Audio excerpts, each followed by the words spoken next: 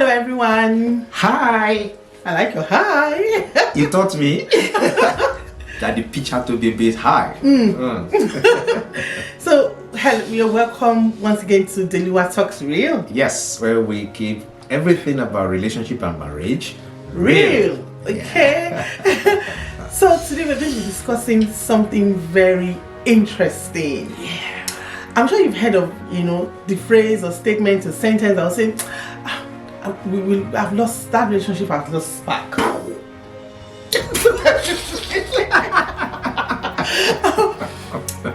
No more spark. I mean, it's all boring, it's all dull. I don't find him interesting, or I don't find her interesting. Yeah. And we thought it is fitting for us to kind of dig deeper. What is this spark? What is spark? Spark in relationship. I mean, why is it important?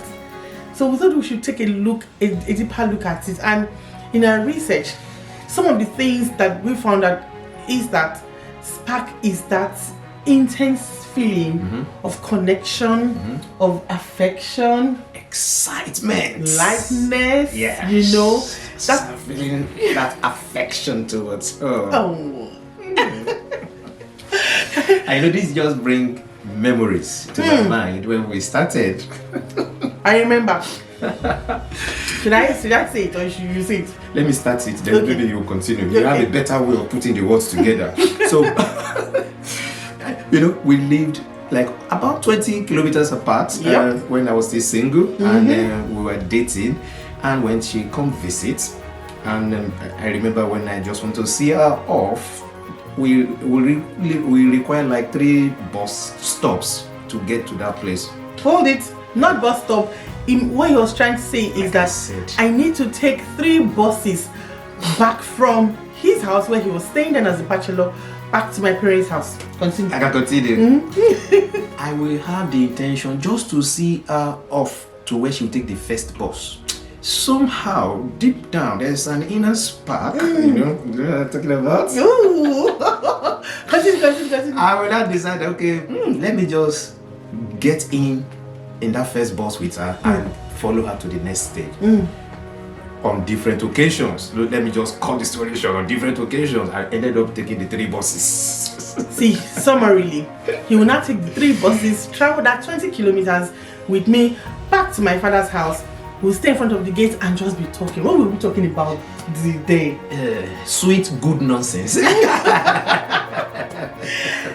Those are some of the sparks. Yeah, I can still feel it now. Are you still feeling the spark? In fact, better. Oh my God!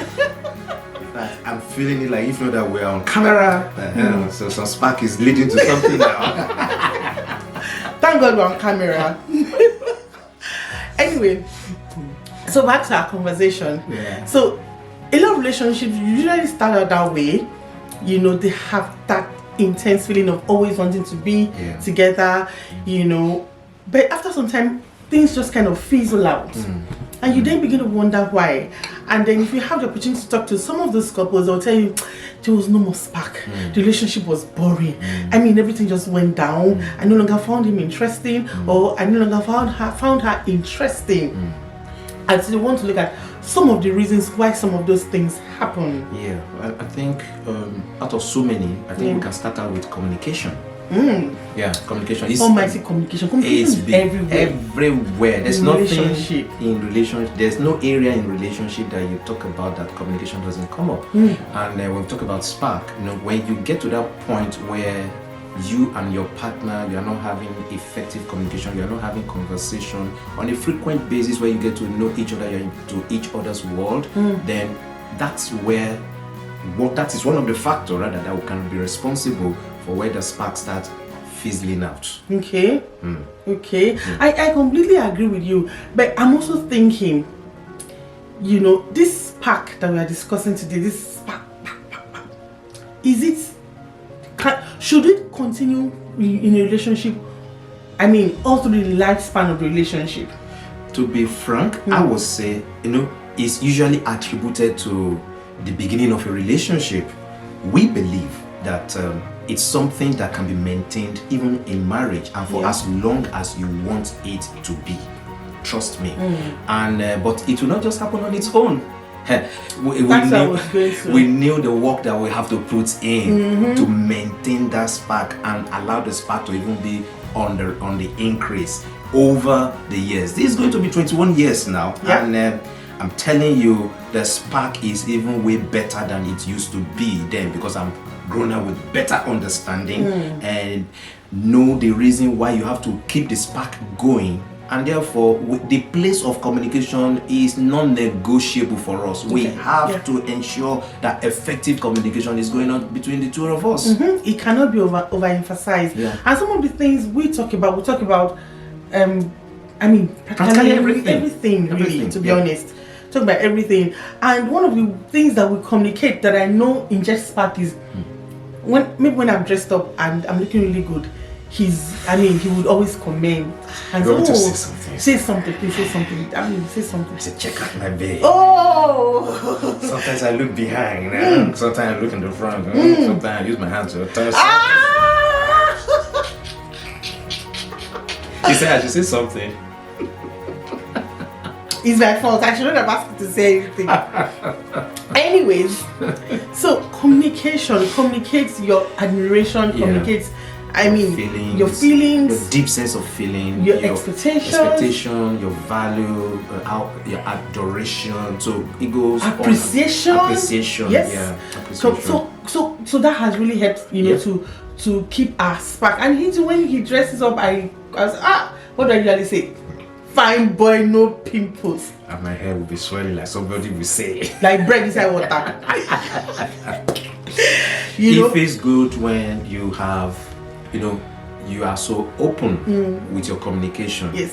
So open with your communication. So if it helps, and that spark is maintained. And another thing that causes loss of spark, or that deep, intense connection is when there is no more intimacy or emotional connection. And I think this is closely linked to where there is a lack or a gap in communication. Your head is there.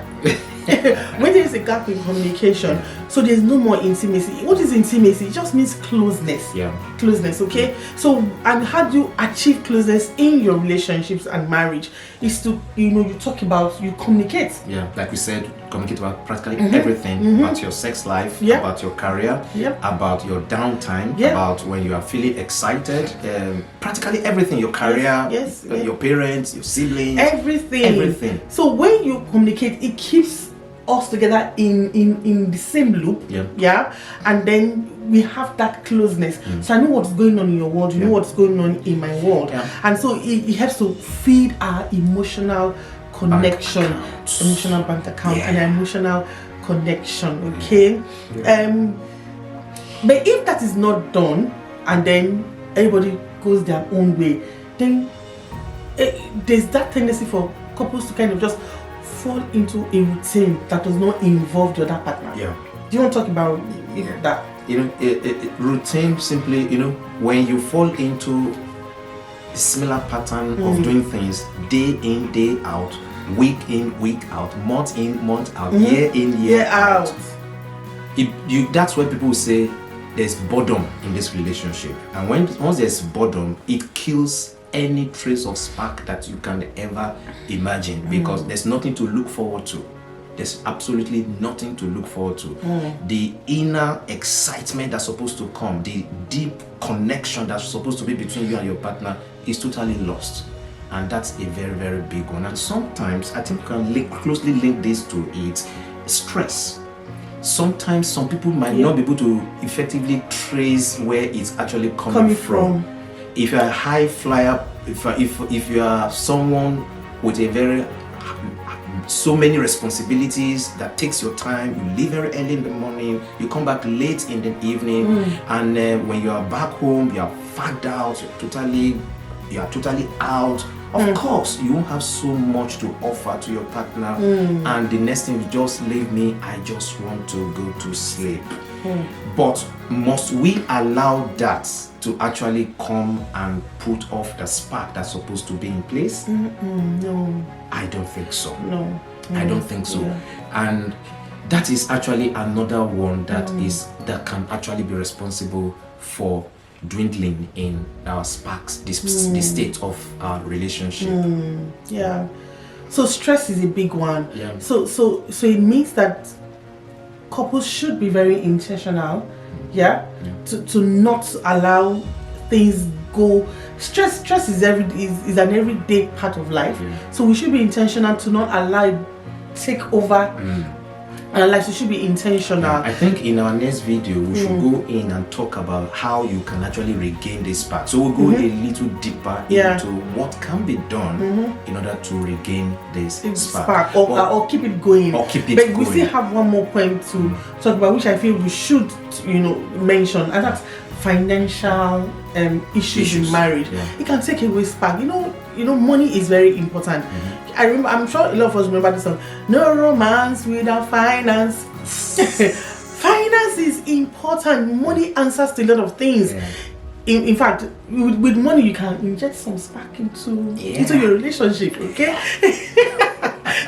But it's not all about money, but money is very important. Especially when you have children, you have responsibilities, and you are not able to live up to those responsibilities. As at that time, it's not whether the spark that will be in your mind most of the time. Especially when you're a responsible person. You're thinking of the bills that are due. You're thinking of children who have not paid school fees. You're thinking of the fact that you're probably not going to be able to meet up with paying your rent, and you're not be thinking, so where do I move my family? How do we feed? Those things, have a ripple effect.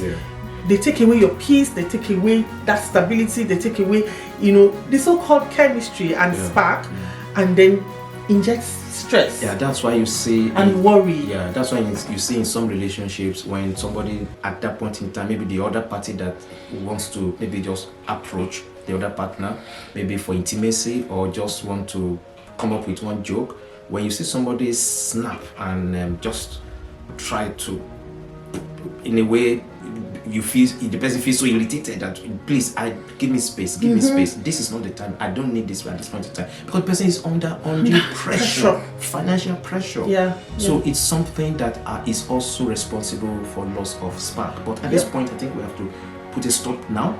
I think there's another one that I think that is quite critical as well, and that is over familiarity. When you become used to a certain thing. I remember one of my children was saying that she said she loves to use chocolate spread on bread, but she had eaten it so much because she so liked it. She said she wasn't going to use it anymore because she said she was not tired of it. I think some of us, when we're in a relationship, we see the person maybe we move from the dating phase to the marriage phase. Then when I under the same roof, we see the person day in day out. Sleep on the same bed. You see that you not see that person is snoring, or maybe the fat when they are sleeping. I mean, those some things that you were not privy to before. Or the person is an expressive person on the bed, swing here, swing there with leg and hand and roll. Jackie Chan. Jackie Chan at night, and you get used to those things, and you become bored because you've you say it's lost its novelty. So those things, begin to take away the spark, because it's not the same woman. It's not the same woman. But it shouldn't be. It shouldn't. So, it hasn't ended. We're going to do a part 2, because it's not enough to just talk about problems. What are the problems or the causes? It's good to talk about how do we regain spark, how do we maintain the spark in our relationship. So please stay tuned, subscribe, don't go anywhere. It was a TV program. So remember to like, make comments, subscribe, and share. Always. Until we come your way next time. Thank you for watching. Thank you very much. Bye.